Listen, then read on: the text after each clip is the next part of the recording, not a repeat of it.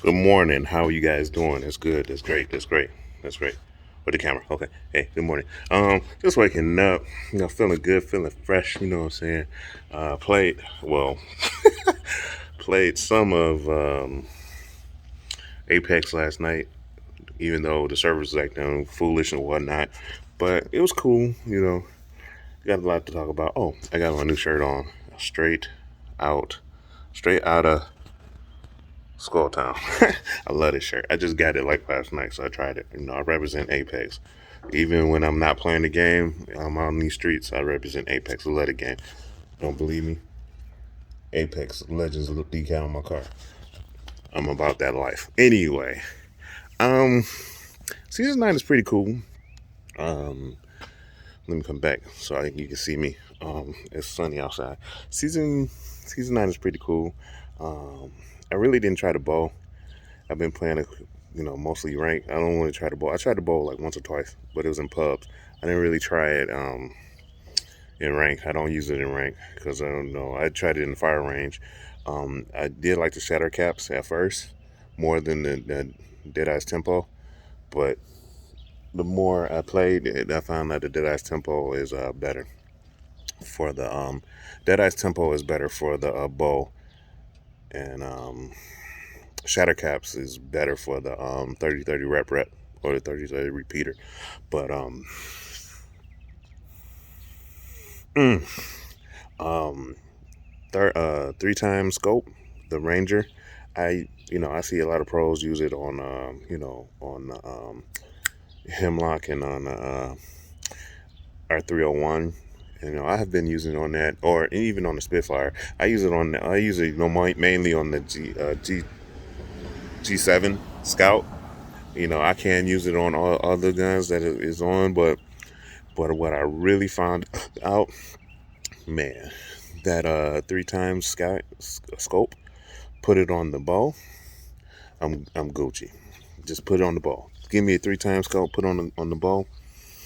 Even the two times halo, the bruiser, two times halo bruiser, put it on the scope. Put it on the bow. Excuse me. Great, great. I can reach into my inner Hanzo and feel like a hunter man from Destiny. And the bow is good, and it's silent. It's silent. I've been on both ends, where I stalk somebody down and shot them with the bow, and just watch that level 2 armor, the blue, just disappear. They looking around like, what hit me?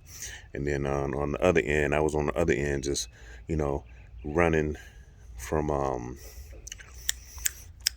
Gardens to Grove Tower, and then I just saw my armor just melt, and I was like, "What the hell just hit me?" I was like, "Oh, somebody got a bow and arrow." You can barely hear it. I mean, you can hear it. You go, but I mean, compared to gunshots that's extremely loud, you can barely hear somebody shooting an arrow at you. Just the bow. Give it about. I say give it about another week. You want to see some assassins. You want to see some assassins with the bow. But also Valk, she's okay. She's extremely balanced. When I saw her kit before I played with her, I thought she was gonna be broken, but she's extremely balanced. You know, she's like Farrah, but she's nothing like Farrah at the same time. I mean, she can't shoot when she's flying. She can shoot when she's falling, but she can't shoot when she's flying using her passive. Her tactical, the barrage of rockets, is so lackluster. I mean, you really don't do that much damage. I mean, it's basically for stun. It's like a miniature Gibby art, or miniature Bangalore art. I mean, it's good for area of denial. That's what you should use it for. Not using to kill things, but use it as an area of denial. Like when you fighting a team and one person down or two people down, or you third partying people and you see people down, you use that to cover, to stop people from resing them. You know what I'm saying? Area denial. That's basically what it is. Now her redeploy, her art, that thing is amazing. That thing is great. You can use that to redeploy your team. The only thing that needs to be addressed, and it needs to be addressed immediately, is that when you redeploy your teammates and they land, they can't ready their guns fast enough. You know what I'm saying? It's just like Loba when she first came out. It was just like Loba when she first came out. Her you couldn't ready the gun. You had like a split second of where you couldn't get your gun out to defend yourself. It's the same way. I had two teammates. I was a valk. My teammates was a fuse and a lifeline. We redeployed, but the way we redeployed, because it was like round four, we tried to get, try to get to circle. We got to circle. As soon as they land, they got melted. They couldn't even get their guns out. That needs to be addressed. I mean, I can get my gun out. I got my gun out real quick. You know what I'm saying? Val can get her gun out when she redeploy. It's just your teammates can't, and that really sucks. So be careful about that. Um, Also, it wasn't in the patch notes, but the Havoc. They fixed the recoil of the Havoc. The Havoc is just like how it was in season 3, season 4. Oh my god, it's like an electronic 301 now. No more jitters and whatnot. I mean, it's still got that charge up delay if you don't have the turbocharger, but the recoil, beautiful. Um, let's talk about arenas right quick. Arenas, I noticed a lot of the low tier legends that's in the BR mode are godlike in arenas. Okay, let me say the top three legends. Me personally, in my honest opinion, the top three legends in arenas mode is number one, Lifeline. Number two, Mirage. Number three, Revenant. And I'll explain each to you why. Okay, Lifeline is, in BR, it's all about attrition. If you're familiar with Destiny 1 or Destiny 2, and you play Trials of Osiris or Trials of the Nine, that's basically what it is.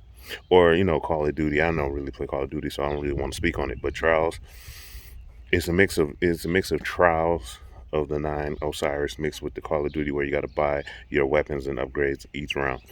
And if you're familiar with that, you Gucci. You can do this arenas. You can do arenas easily. You can just transfer it easy. And basically, what separates us from BR, there's res and revives and stuff and like that. But in arenas, there's no revive. There's no res. There's revives, but there's no reses, and it's a war of attrition. You know what I'm saying? And so, Lifeline reminds me of the Warlock class in Destiny 1 with the resurrections. So, what I'm saying? Everything is finite, what I'm saying, as far as passives. Well, the passives are not really finite, but the tacticals and the alts, they're finite. You only get a limited amount, or the ultimates, you can only get them like later on, like round 3, 4, 5, from round 3 on up. So, anybody that gets a real good passive is going to be high tier. Um, but the reason why Lifeline is number one is she can res people twice and she can keep people up. When she started off, she only get 2 heal bots, 2 limited heal bots. But later rounds, you can, she don't even have, like I said, the ultimate comes like around, be able to be purchased after round 3 or 4. And her ultimate is a care package. You ain't got to worry about the care package, so you can save your money to get better weapons or upgrade your weapons, or get another additional heal bot. Personally, I would for the beginning rounds, I would put my money into certain weapons. I'll get on that more, but about Lifeline, the reason why she's top tier is because she can res and still fight. You know what I'm saying? Not res, revive. She can revive somebody while still fighting and protecting them. You know what I'm saying? Also use a hero bot to get energy, get health back. So to me personally, I think the combo medic Lifeline is number one. Number two, Mirage. Why Mirage is number two? Mirage is number two because he still has his res, his revive. His revive, he can be invisible. You do have to buy his being invisible when he's at the respawn station, but in this mode, there's no respawn station. You know what I'm saying?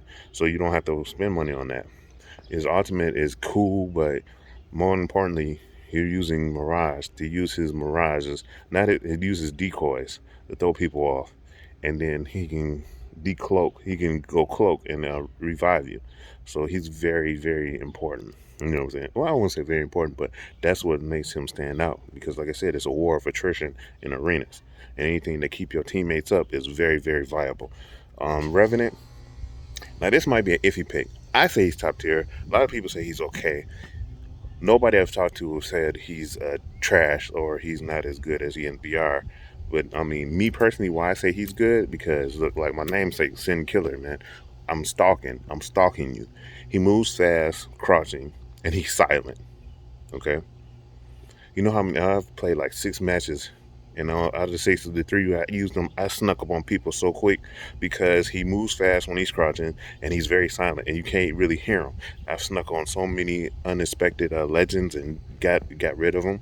Okay. 2, his silence, which is his tactical. You may only get 2 shots, but like round 3 and 4, if I buy like 4 of them, it's a wrap. It's a wrap. I mean, he's clutch. I even had one match. I got the clutch.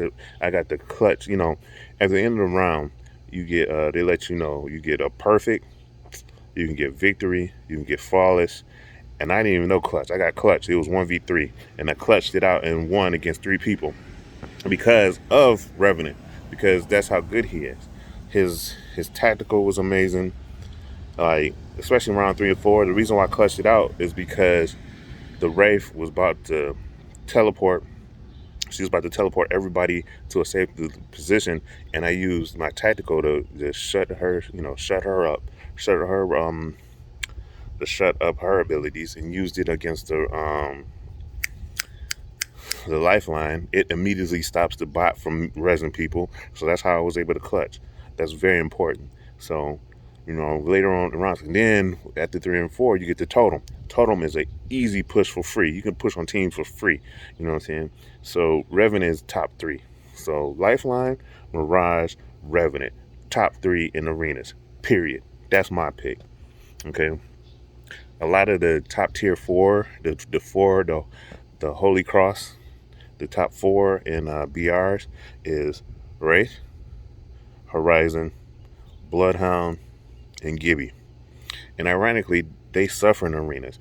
I thought they were good, but when I start playing with them, they suffer in arenas. And I'll tell you why. Especially, more importantly, Wraith. Wraith was the best character in BR, but she's one of the worst in arenas. Why? Because her teleporter, like I said, her ult you don't get until after round 3 or 4. So that's garbage. Her Shinobu move, where she goes into the other dimension, you only get 2 charges of that, so you can't spam that. You know what I'm saying? So she's pretty much practically. That's the reason why they got rid of low profile, because imagine playing low profile Wraith in arenas with only 2 charges of your get out of jail free card, and then you gotta wait until round 3 and 4 to get your ult. She's donezo. So Wraith is not as good as everybody thinks she is. Bangalore, the map's too small.